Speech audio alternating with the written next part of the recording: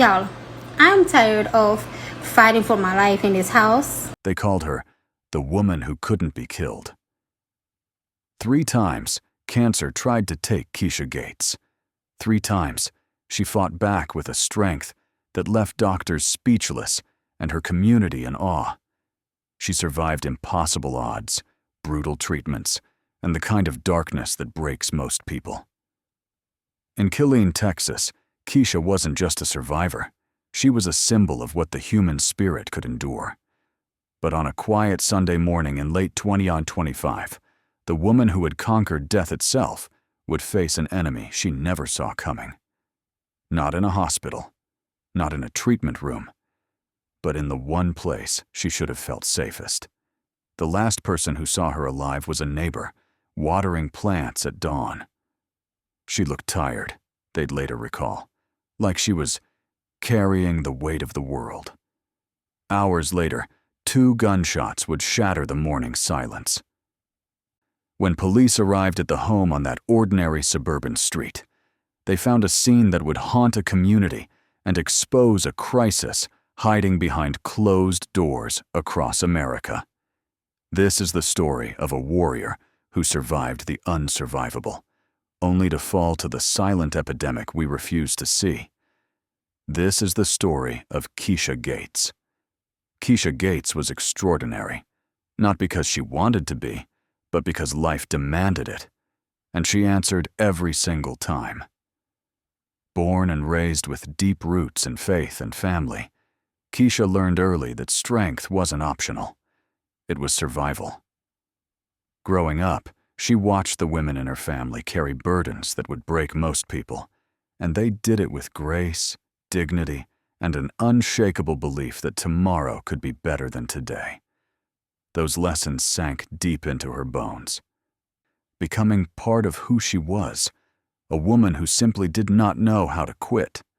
But nothing could have prepared her for the battle that would define her life: cancer.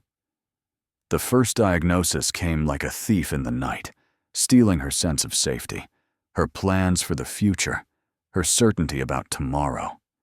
She was younger than most cancer patients, with children who needed her, dreams she hadn't yet fulfilled, and a life she wasn't ready to leave. The doctors gave her statistics, cold, clinical numbers that represented survival rates and treatment outcomes. Numbers that would have crushed most people into despair. But Kisha? She looked at those numbers and said, "Watch me." Chemotherapy ravaged her body in ways that are difficult to describe unless you've lived through it. The nausea that makes you afraid to eat. The exhaustion so profound that lifting your head from the pillow feels like climbing a mountain. The hair loss that strips away part of your identity. The physical pain that becomes your constant companion. The fear that lives in your chest every single day, whispering that this might be the treatment that doesn't work. This might be the scan that shows the cancer spreading. This might be the beginning of the end. But she never lost her fight. Treatment after treatment, hospital visit after hospital visit, she showed up.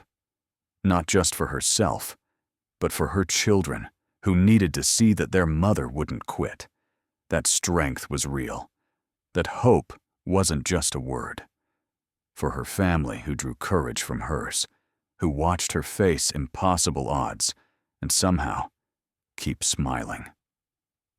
For her community, who started calling her our miracle, who prayed for her in churches across Killeen, who fundraised when medical bills mounted, who showed up with meals and rides and the kind of support that makes survival possible. Her daughter remembers those days with crystal clarity. Mom would come home from chemo, and she'd be so sick she could barely stand.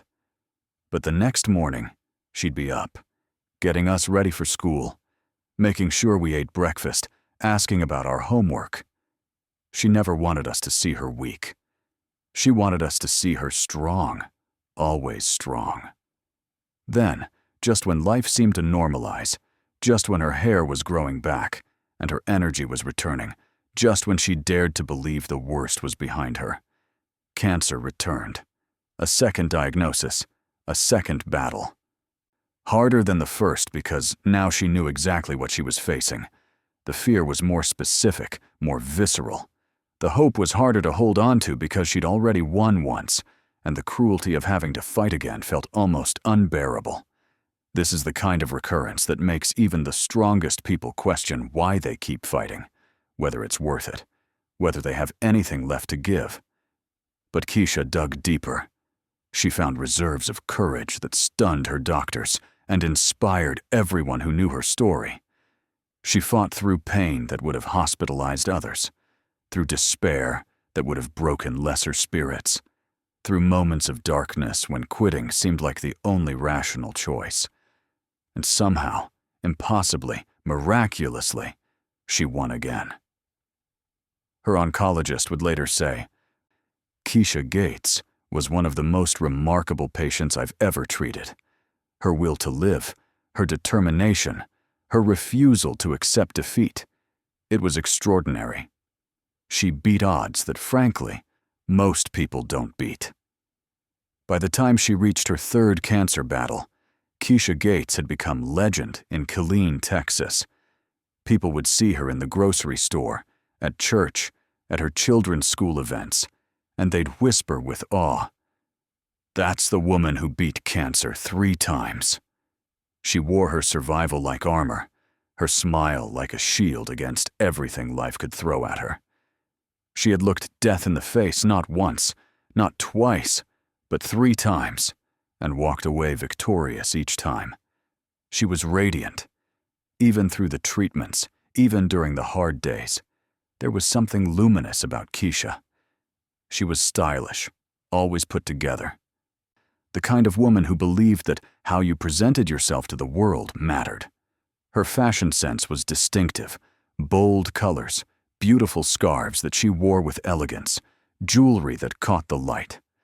The kind of woman who walked into a room and changed its energy just by being present. Her laugh was infectious, the kind that made other people laugh even if they didn't know what was funny. Her faith was unshakable, rooted in a deep relationship with God that sustained her through every trial. She sang in the church choir, her voice rising with others in praise and worship, finding solace and strength in community and spiritual connection. Her love for her children was fierce and all-consuming. They were her reason for fighting, her motivation to survive, the beat of her heart made visible in the world. "Mom was a fighter," her daughter would later say, tears streaming down her face, voice breaking with the weight of loss and love. "She taught us that no matter what life brings, no matter how hard things get, no matter how impossible it seems, you keep going, you keep fighting, you never, ever give up." That was her message to us, always. Never give up. Kisha had survived what kills most people. She had stared death in the face multiple times and walked away victorious. In her community, she was untouchable, a testament to the power of will, faith, and relentless determination. She was proof that miracles happen, that hope is real, that the human spirit can overcome anything. But here's what no one understood, what no one could see beneath that radiant smile and unbreakable exterior. While Kisha was busy fighting external battles, winning wars against disease, displaying strength that inspired thousands, she was hiding another battle, one she fought in silence, one she faced alone, without the support system that had carried her through cancer, one that was slowly, quietly, inevitably building toward a tragedy that would shatter everyone who knew her. Because the truth is, sometimes the deadliest threats don't come from disease. Sometimes they don't announce themselves with diagnoses and treatment plans. Sometimes they don't give you odds to beat or battles to publicly fight. Sometimes they come from home, from the person sleeping next to you, from the place where you should feel safest, but instead feel most afraid. And sometimes, the warrior who can survive anything the world throws at her cannot survive what's happening behind her own closed doors. John Thomas Gaither wasn't a monster. At least, not at first. Not in the way we imagine monsters, obvious, clearly dangerous, wearing their violence like a warning label. And that's what makes this story so devastating, so important, and so terrifyingly common. Because if John had been obviously dangerous from the beginning, if there had been clear and unmistakable signs, if he had fit the stereotype of an abuser that we carry in our minds, maybe someone could have stopped what was coming. Maybe Kisha would have seen it.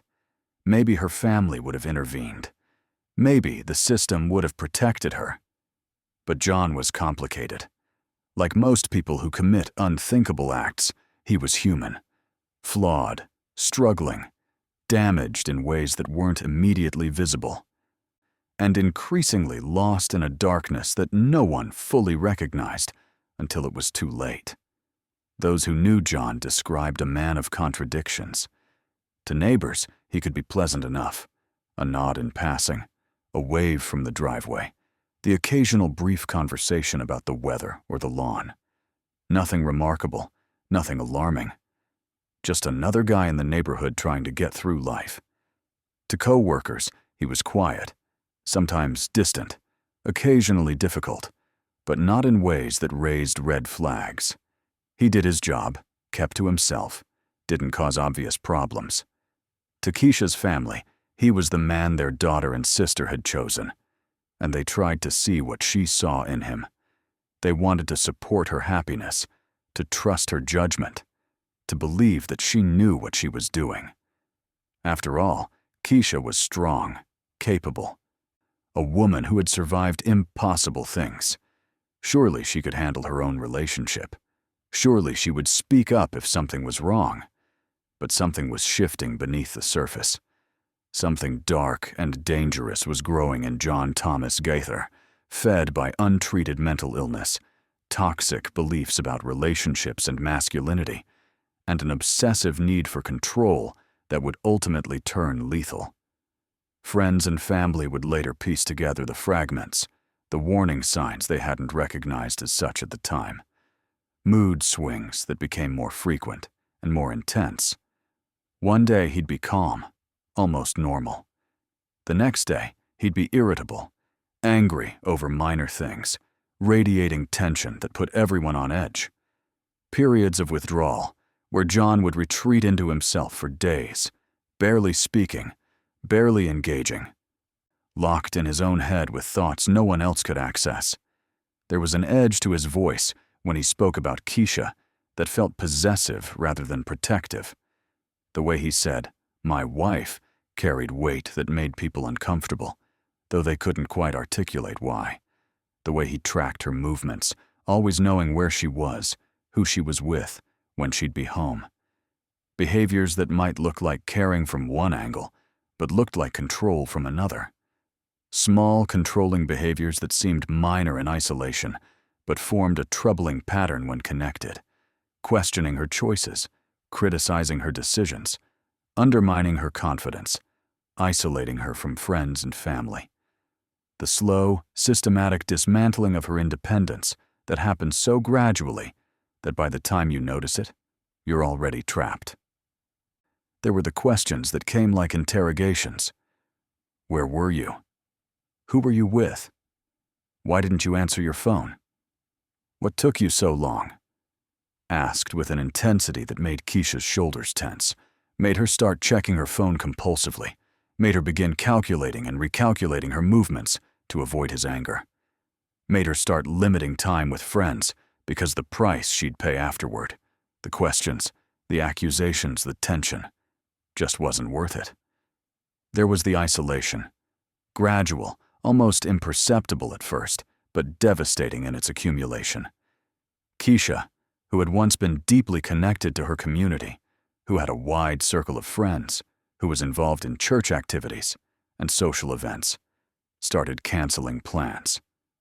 Coffee dates postponed indefinitely.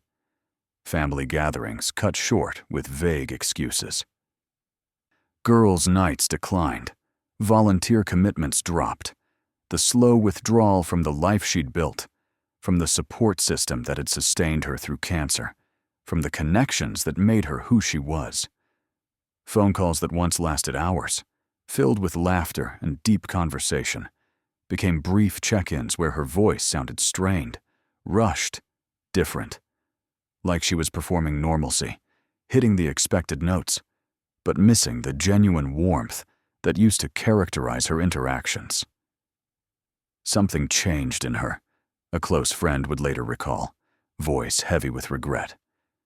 She was still Kisha, still strong on the surface, still smiling when you saw her, but there was something underneath, like she was performing being okay, like she'd learned to hide what was really happening, like she was wearing a mask. And I could see the edges of it, but didn't know how to ask about it without making things worse. God, I wish I had asked anyway. Mental health professionals would later explain what was likely happening inside John's mind. Untreated depression spiraling into something darker and more dangerous. Paranoid thoughts taking root, growing, consuming rational thinking. An obsessive fixation on Kisha that crossed the line from love into possession, from partnership into ownership. The toxic, deadly belief that she was his, not a partner with autonomy and rights, but a belonging, a possession, something he controlled. And the terrifying conviction that if he couldn't have her, if he couldn't control her, if she ever tried to leave, if she ever chose herself over him, if she ever asserted independence or threatened his sense of control, well, then no one could have her. The logic of murder-suicide, the twisted reasoning that says, if I can't possess you in life, we'll be together in death. If you won't stay with me, I'll make sure you can't be with anyone else. But these explanations would come later. Too late to save Kisha. Too late to prevent the tragedy. Too late for anything except understanding, grief, and the desperate hope that maybe, just maybe, sharing this story could save someone else.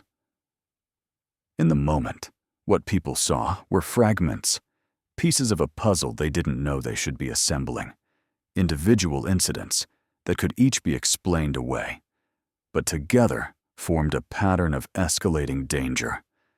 A raised voice through a wall. But couples argue, right? An argument in a driveway that seemed more intense than usual. But who knows what they're dealing with? Kisha wearing sunglasses on a cloudy day. Maybe she had a headache. Maybe she was tired from treatment. John pacing in the front yard, agitated, talking to himself. He's probably stressed about work. Each sign, taken alone, could be rationalized, explained, dismissed. But together, they formed a pattern, a warning, a countdown that no one was reading. The last week of Kisha Gates' life, neighbors would report hearing arguments that sounded different. Not the typical marital disagreement about finances or household chores, or whose turn it was to take out the trash. Something else. Something that carried a different tone, urgency, fear, desperation. Something that made people pause, made them uncomfortable, made them wonder if they should do something. But what? Call the police and say what exactly? Report that neighbors are arguing? Intrude on a private matter between husband and wife? Risk being wrong, causing problems, making things awkward? And so they hesitated. They waited. They hoped it would resolve itself. And on that final Sunday morning, when the sun rose over Killeen, Texas, bringing with it what should have been just another ordinary day, just another weekend morning of coffee and newspapers and lazy plans, John Thomas Geither made a decision that would destroy 2 lives, devastate a family, traumatize a community, and expose a crisis that's been hiding in plain sight across America for far too long. A decision that was both impulsive and inevitable, both shocking and entirely predictable to anyone who understands the psychology of domestic violence and murder-suicide. A decision that would turn Kisha Gates, cancer survivor, beloved mother, pillar of her community, into another statistic in an epidemic we desperately need to address. Sunday morning began like any other in the quiet Killeen neighborhood where Kisha Gates lived. The sun crept over modest homes with neatly trimmed lawns, casting long shadows across sidewalks where children would soon ride bikes. The air carried that particular quality of early morning, cool, still, full of possibility. A neighbor stepped outside to water plants, enjoying the brief respite of dawn before Texas heat would dominate the day, turning the outdoors into a furnace. Down the street, children's bicycles lay in driveways, waiting patiently for their owners to wake. Somewhere in the distance, a dog barked, a car door closed, the ordinary, peaceful sounds of suburban life unfolding exactly as it had thousands of times before. At the Gates Geither home, the curtains remained drawn. No movement visible from outside. No indication that inside those walls, something terrible was building toward an inevitable, irreversible conclusion. No sign that this house, which looked exactly like every other house on the block, contained a tragedy in its final moments. We'll never know the exact words that passed between Kisha and John that morning. We'll never know the content of their final conversation, the triggers that sparked the confrontation, the escalation that led from words to violence. We'll never know if it was an argument that spiraled out of control, or if this had been building in John's mind for days, weeks, maybe even longer. A plan forming in the darkness of mental illness and obsessive fixation. We'll never know if Kisha sensed what was coming. If some instinct screamed danger, if she tried to de-escalate or appease or manage his mood the way she'd probably learned to do. We'll never know if she tried to run, where she was in the house when it happened, if she pleaded for her life, if she thought about her children, if she had time to be afraid, or if it happened too quickly for fear. These are the haunting unknowns that will forever remain mysteries, gaps in the narrative that forensic evidence and police reports can never fill. What we do know comes from the physical evidence left behind, from police reports documenting what they found, and from the haunting accounts of neighbors who heard what came next and will carry those sounds with them for the rest of their lives. Approximately 8:47 a.m., the first gunshot shattered the Sunday morning quiet. "I thought it was a car backfiring," one neighbor would tell police hours later, their voice shaking with shock and guilt. "It was loud, really loud, but I didn't think... I mean, you don't think something like that is happening right next door, you know? You don't imagine that your neighbor is being murdered while you're drinking your morning coffee. Your brain just doesn't go there." Another neighbor was more immediately unsettled, their instincts screaming that something was wrong. "I heard it, and something felt off. It didn't sound like a car. It sounded like exactly what it was actually. A gunshot. And I felt this cold fear in my stomach. I almost called the police right then, but then I thought, I'm probably overreacting. I'm probably being paranoid. I don't want to cause trouble over nothing. God, I wish I had called. I wish I had trusted my instincts. Maybe she could have been saved. But the truth is, by the time that first shot was fired, it was already too late for Kisha Gates. The wheels had been set in motion, the decision had been made, and the violence had been unleashed. Then came the pause. 2, maybe 3 minutes of complete silence that felt like an eternity. A brief window of time that felt infinite to those who would later analyze it, trying to understand the psychology of those final moments. What happened in those minutes? Did John stand there, looking at what he'd done, processing the irreversible act, the life he'd just taken? Did he feel remorse, horror, the crushing weight of reality? Did he make a decision in that moment about what to do next? Or had he always planned to complete the murder-suicide? Was there a moment when he could have chosen differently, called 911, tried to save her, faced the consequences of his actions, and spent the rest of his life in prison, but at least allowed her children to have their mother? We'll never know. We can only wonder about those 2 or 3 minutes of silence between the shots, about what went through John Thomas Gaither's mind in what would be the last moments of his life. The second gunshot came at approximately 8:50 a.m. This time, the sound registered differently with neighbors. This time, someone did call 911, their voice urgent with fear and certainty that something terrible had happened. "I need police." The caller's voice trembles on the recording that would later become part of the official case file. "I need them right now. I heard gunshots, 2 of them, from the house next door. Something's wrong. Something's really wrong. Please hurry."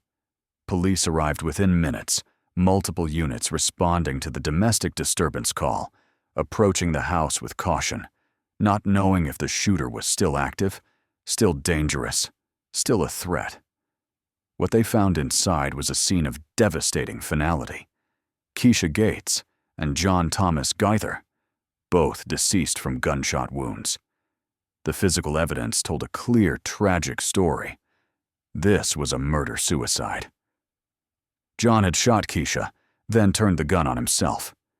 The forensic analysis would later confirm the sequence of events, the positioning of the bodies, the trajectory of the bullets, all the cold, clinical details that transform human tragedy into official documentation. The woman who had survived cancer 3 times, who had beaten odds that destroyed others, who had become a symbol of resilience and strength and the indomitable human spirit, was gone. Not from disease, not from the battles she'd been fighting for years, the enemy she'd defeated again and again, but from violence in her own home, inflicted by someone who claimed to love her, who had promised to cherish her, who should have been her protector, but became her killer. As police processed the scene, taking photographs and collecting evidence and making notifications to family members, the news began to spread through the community like wildfire. Text messages flying between friends, phone calls interrupting Sunday morning routines, social media posts sharing the unbelievable, devastating news. "Did you hear about Kisha? Oh my God, no, not her. Please tell me it's not true. I can't believe it. She survived everything else and this is how she dies?" The shock was universal, visceral, and complicated by a terrible realization that would haunt everyone who knew them, everyone who had seen the signs but not recognized them for what they were. The warning signs had been there all along, and nobody had stopped it. Kisha Gates's death wasn't an anomaly. It wasn't a shocking, isolated incident that came out of nowhere. It wasn't unpredictable or unpreventable. It was part of an epidemic that we, as a society, have chosen to ignore, minimize, and treat as a private matter rather than the public health crisis that it actually is. Let's look at the numbers, because numbers don't lie, even when we desperately want to avoid the truth they tell. Every 9 seconds in America, a woman is assaulted or beaten by an intimate partner. Think about that. 9 seconds. In the time it takes you to read this sentence, another woman has been victimized. Every day, every single day, more than 3 women are murdered by their husbands or boyfriends. That's more than 1,000 women per year killed by intimate partners. And those are just the ones we know about, the ones that get reported and documented and counted in official statistics. Domestic violence affects millions of Americans, cutting across every race, class, religion, and geographic boundary. It happens in mansions and trailer parks, in urban apartments and rural farmhouses, in every community in this country. And yet, we still talk about it in whispers. We still treat it as a private matter between couples. We still fail to intervene until it's too late. Until another woman is dead, and we're left asking the same questions we always ask. How did this happen? Why didn't someone do something? Bell County, Texas, where Kisha lived and died, has one of the highest rates of domestic violence in the entire state. The statistics are alarming, undeniable, and consistently ignored. In the months surrounding her death, multiple women in the area were killed in similar circumstances. Murder-suicides, perpetrated by intimate partners who couldn't accept the end of relationships, who viewed their partners as possessions rather than people, who chose to destroy what they couldn't control. The pattern was so alarming, so consistent, so obviously a crisis, that the Bell County Sheriff's Office issued a public warning. They held press conferences pleading with victims to seek help, begging community members to report concerns, trying desperately to prevent the next tragedy. But warnings aren't enough when systems are broken, when cultural attitudes enable violence, when the infrastructure to protect victims simply doesn't exist in meaningful ways. Let's talk about what failed Kisha Gates, because understanding these failures is absolutely crucial to preventing the next tragedy, to saving the next life, to finally addressing this epidemic we've been ignoring for far too long. First, law enforcement limitations. Police can only respond to reports. Without a 911 call, without a formal complaint, without evidence of a crime already committed, their hands are largely tied. And here's the cruel reality. Many victims never report. They're afraid their partner will escalate. They're ashamed of what's happening to them. They don't want to destroy the family, especially when children are involved. They hope things will get better, that this is just a rough patch, that the person they fell in love with will come back. They minimize the danger because acknowledging it feels too overwhelming, too scary, too final. Kisha never called the police. There were no official reports, no restraining orders, no paper trail documenting the abuse. And without that, law enforcement couldn't intervene, couldn't protect her, couldn't do anything except respond after the tragedy had already occurred. Second, mental health service gaps. John Thomas Gaither, like many perpetrators of domestic violence and murder-suicide, likely struggled with untreated mental illness, depression, paranoia, possibly personality disorders that distorted his thinking and enabled his violence. But accessing mental health care in America, especially in Texas, especially for men who've been taught their entire lives that seeking help is weakness, that real men tough it out, that admitting you're struggling is shameful, is incredibly difficult. Services are expensive, often not covered by insurance or requiring co-pays that many people can't afford. They're sparse, with months-long waiting lists for appointments. They're stigmatized, particularly in certain cultural communities where mental health is seen as a character flaw rather than a medical issue. And by the time someone is in crisis, when the suicidal ideation and homicidal thoughts are active and urgent, intervention options are extremely limited. Third, the gun access issue that we cannot continue to ignore if we're serious about reducing domestic violence homicides. Murder-suicides involving intimate partners almost always involve firearms. Research shows consistently, across multiple studies, that the presence of a gun in a domestic violence situation increases the likelihood of homicide by 500%. 500%. That's not a small increase. That's not a marginal difference. That's the difference between life and death for hundreds of women every year. And yet, Texas has some of the loosest gun laws in the nation. No waiting periods that might provide a cooling-off window during crisis. Permitless carry that allows anyone to have a gun without training or oversight. Minimal restrictions for domestic abusers that allow perpetrators to maintain access to weapons even when they've demonstrated violence.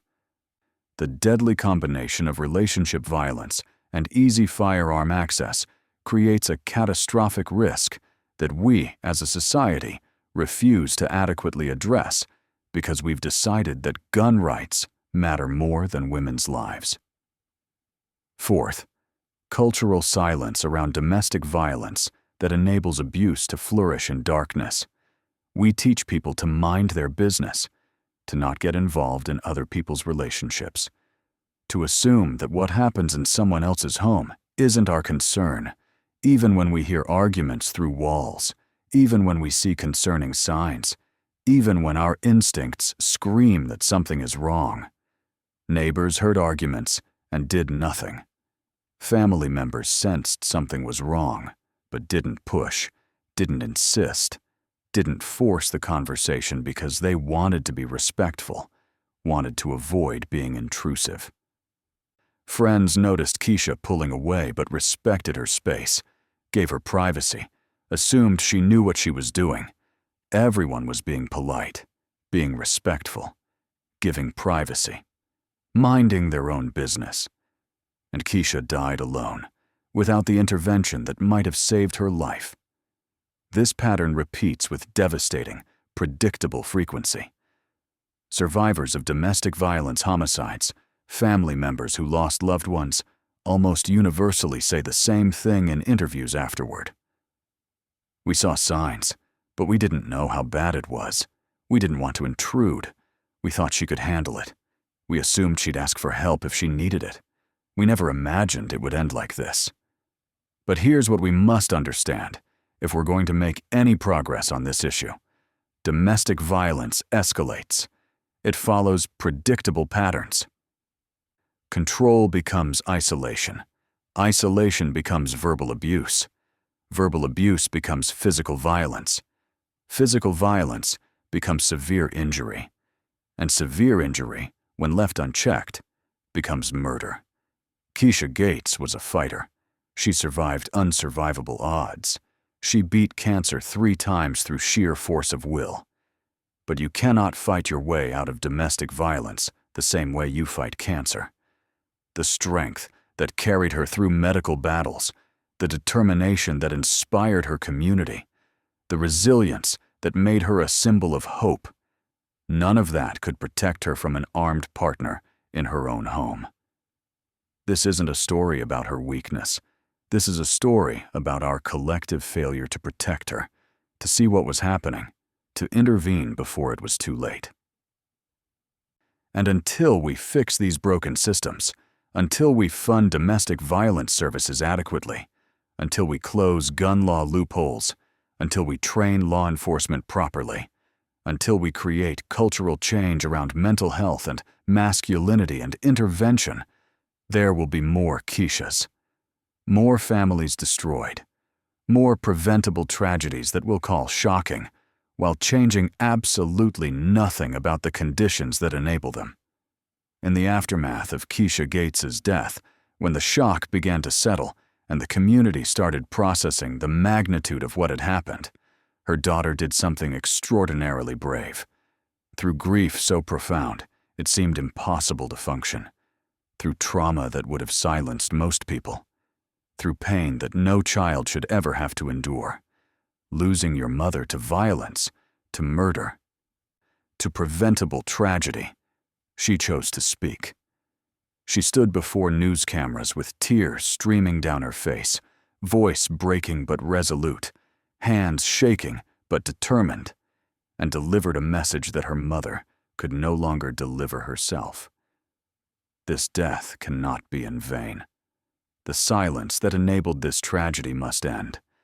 And every single person watching, every member of this community, every human being who has ever worried about someone, or seen concerning signs, or wondered if they should say something, has a role to play in preventing the next death. My mom was the strongest person I knew, she said, her voice cracking with emotion but pushing through anyway. She beat cancer 3 times. She fought battles that would have destroyed other people.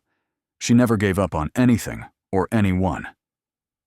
She taught us that strength wasn't about never being afraid. It was about facing fear and doing what needed to be done anyway. But she was fighting a battle alone that none of us fully understood. She was hiding pain that we didn't see. And I'm standing here today to tell you, if you see something, if you're worried about someone, if you think something might be wrong.